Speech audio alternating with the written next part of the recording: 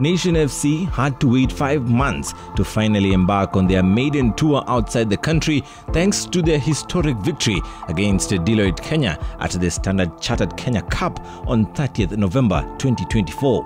The prize for winning the cup was a trip to the city of Liverpool in England to watch the 20-time English Premier League champions Liverpool FC play at the iconic Anfield Stadium.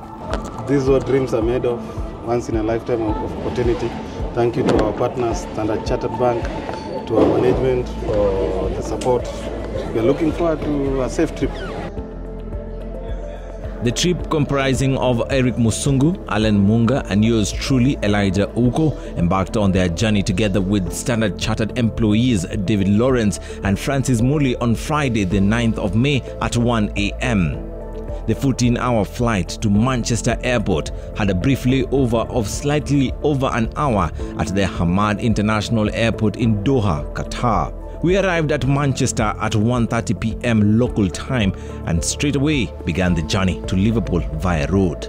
I was so excited at Manchester, but I'm like, guys, we are here for Liverpool, who is our partner, Standard Chartered Bank. So we're happy to give this experience to our clients. We promise to give the best experience, leveraging our Liverpool sponsorship, and that's why we're here today. Man, I'm so excited. As I was telling you, it was the first time ever. I'm feeling out of place. You know the reason? I'm used to seeing rangi yangu, si unaelewa?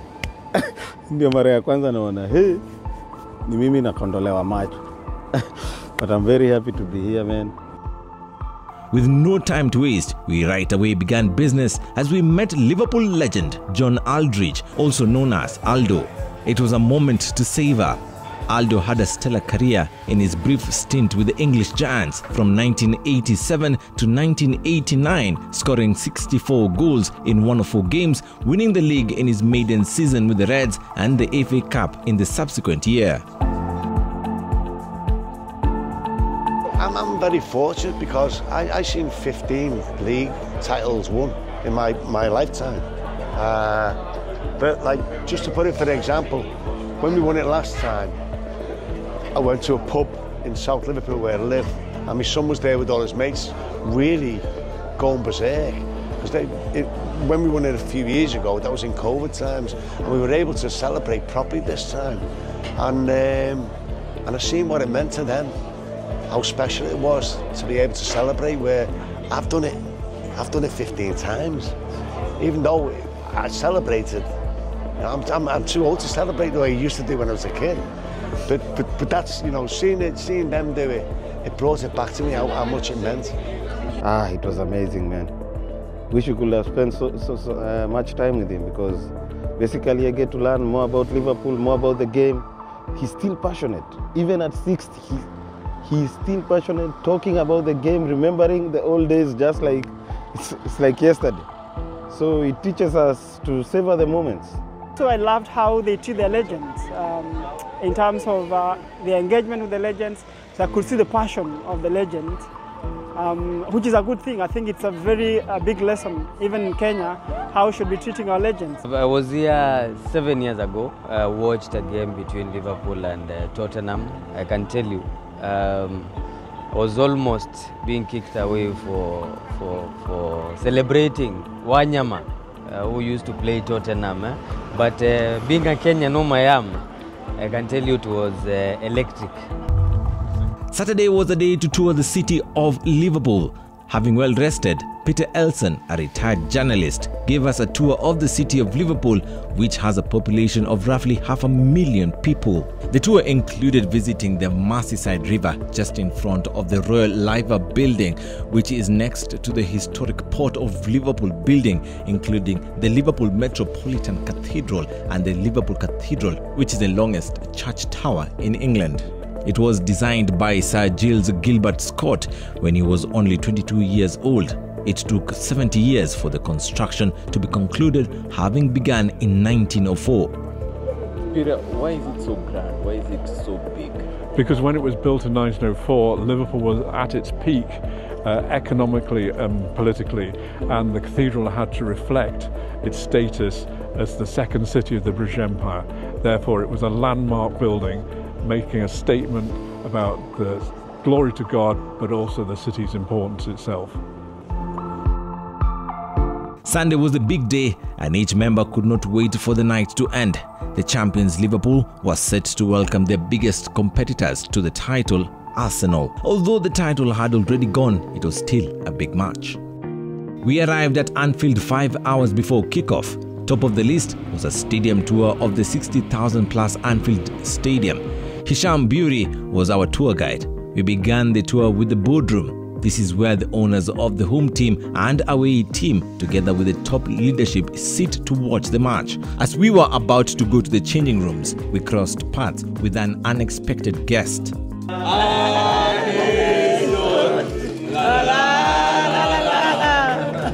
Arne Slot, the Liverpool manager, was just making his way to his office. After visiting the changing rooms and the post-match interview area, it was time to make our way to the dugout, but first we had to pay homage to the "This is Anfield" sign. Next stop was the playing field, where the Reds' magic transpires, where titles have been won and great teams such as Barcelona stand. The ground was well watered, with the playing surface mowed to perfection, ready for action. So guys, right now it's 10 minutes to 1 p.m. local time here, and guess who's behind me? We have Liverpool legend Jamie Carragher, Mika Richards, the Arsenal fan Chinyamaji Lakini, the Man City legend. Should I call him a legend? Well, tell me. Then of course we have the Man United legend. I have to whisper because I'm on enemy territory, Gary Neville, and of course they're just doing their preps.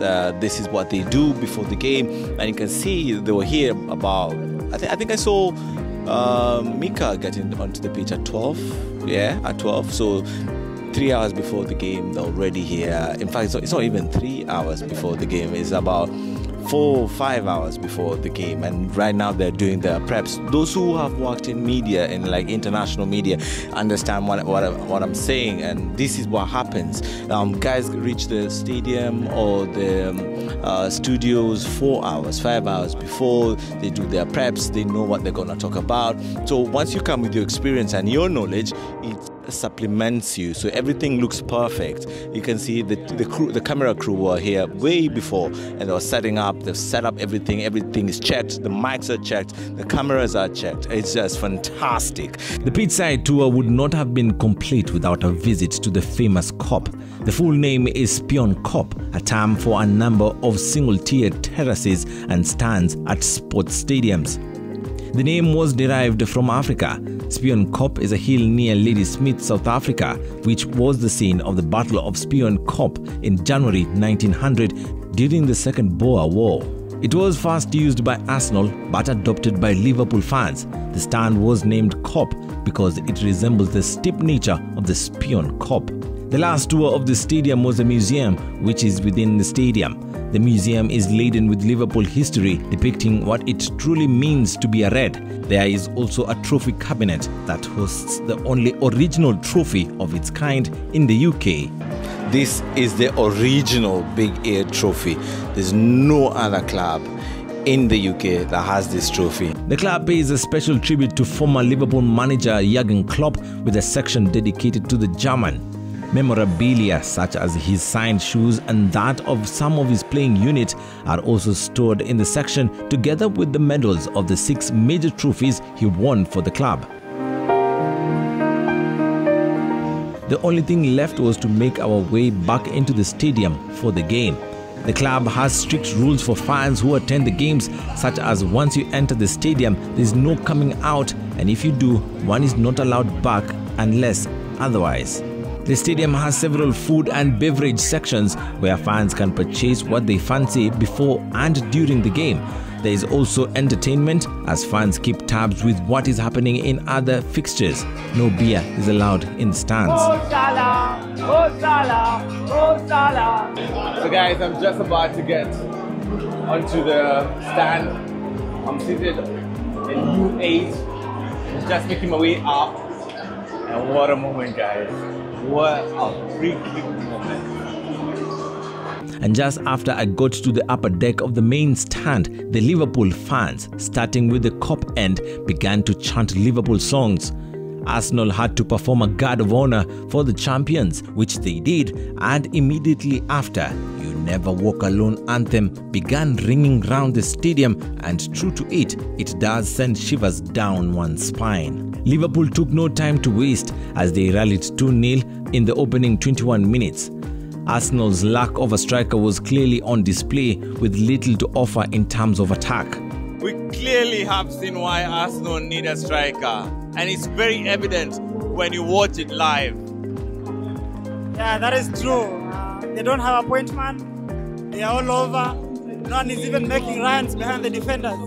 So it's very evident their first priority should be to bring a striker. It's been disappointing. I think even Saka has probably touched the ball.